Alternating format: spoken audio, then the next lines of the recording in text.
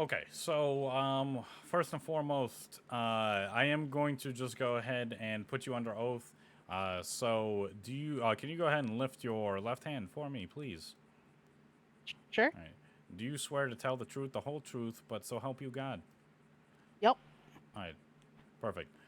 So, just a disclaimer: anything that deviates from the truth or is a lie can get you in trouble for perjury, and that is a federal crime, or excuse me, that is a felony crime, and that's very bad. Okay. I like my job. I don't plan on committing any felonies. Okay. Perfect. With me, I have an investigator from the district attorney's office. I have informed him of this matter because, well, when I'm dealing with my high command, it is a little different. So I need to pull in some other resources. So he is here to help me. Okay. Sounds good. So you can you first start by stating your first and last name for me? Yep. Astrid Hawthorne. Okay, perfect. So, Miss Astrid, actually, would you like to ask the questions, investigator, or would you like me to? Well, let's just start from the top here, Okay. ma'am. My name is Mac McLean. The DA's office has asked me to assist in this investigation. Okay. Um, my job here today is to try to get as much facts out on the record as we can get about what happened as part of a criminal investigation. Okay. Okay. So stick to things that you saw, that you heard, and that you know when we're talking about this. Okay. Okay. Just as clarification, I was not actually present uh when what happened to Frida happened. I only found out about it after the fact when she called me terrified. Okay. So Frida And called you. yes, Okay, what did that conversation consist of? I had been selling a house. Sorry.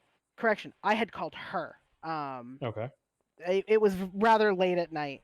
I had just finished selling a house, I believe, to some DOC people. She had texted me, and I actually do have the texts. So she had texted me, and she said, "I got hurt. Police tried dumping me in the ocean." I said, "Who? What cop? Where are you?" She said, "The officer whose friend I shot. He said I deserved to die, threw me in the water, then took me to the hospital once backup arrived." I had been in the middle of selling the house when these texts were sent, so I did not see them right away. As soon as I actually finished selling the house and I started to check my phone because she had obviously been responding, I called her immediately. She sounded absolutely terrified. I asked her where she was. I believe at that point she had been on the freeway. I told her to go straight to Pillbox and wait until I got there. That's what she Okay. did. I got there. I had put a call out on Bleeder, I think, once or twice, asking if a lawyer could come meet with us, because I knew at that point she was going to need legal. There was going to be legal steps needing to be taken. We got no response, and at that point, I said, "Okay, get in my car. We're going to Mission Row."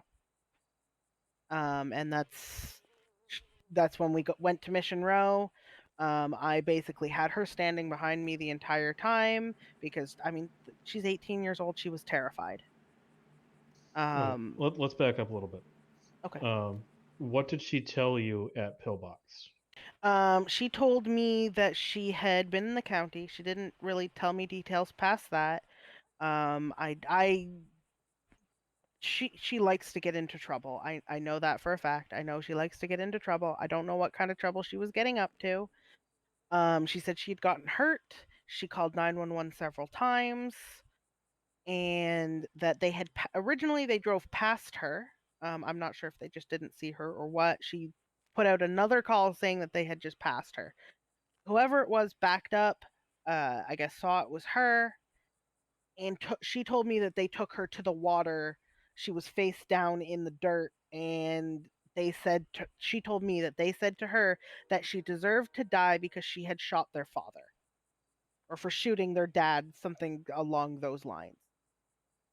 Um, Okay. they were going to leave her in the water until backup arrived, at which point she told me that the officer then acted like they were helping her and not, actively about Okay. to dump her in the water. And when exactly did all this occur? So my texts from her were at about 2:30ish in the morning. Give her. I'm not sure that's very helpful. Oh yeah, I just realized. Yeah, like with like a time frame, like how many hours ago was this? I would say. Sorry, I'm trying to think It's okay. because What time? I What keep time? a What weird time sleep is your head? schedule. What time is your head in? Like Eastern Standard Time or?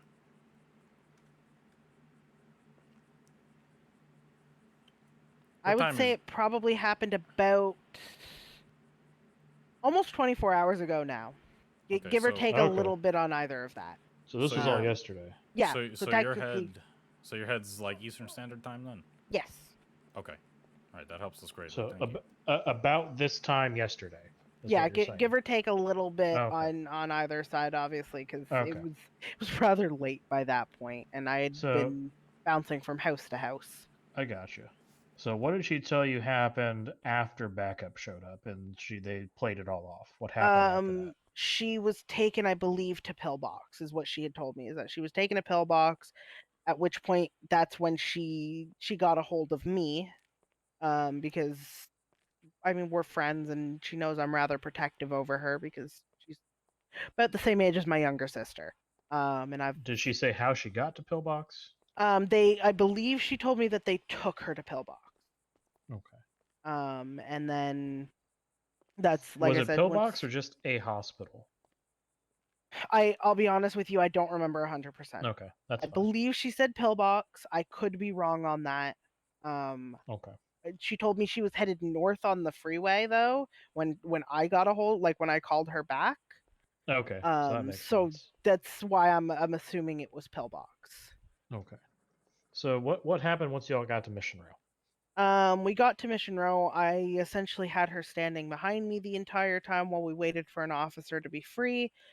I can't remember which. I think it was Stoner, something like that, was the one who came and spoke to us. And I asked him if we could speak somewhere privately, so we went around into the sort of back area with all the desks. She was very, very afraid as officers were How's it coming going, and man? going, and we were trying to figure out who it was that had done this to her. 'Cause she didn't have a name. I don't believe so. She didn't have a name of who had done it. They James Burgess. never explained who they Oh, were. okay. Former DA Melvin. How you doing? And so the entire time I'm trying to calm her down, and I'll be 100% honest Yeah, here. okay. I did straight you up doing, say man? that if whoever it was came in, she was to move behind me, and if they wanted to get in someone's face, they can get in mine.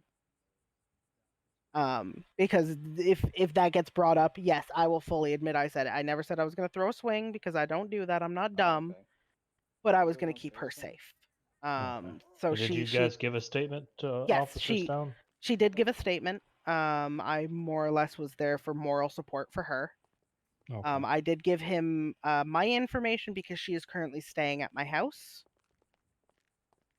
Just because her only other her husband's home is in the county, so it's just I figured it was safer, at least for last night, for her to be at my house instead.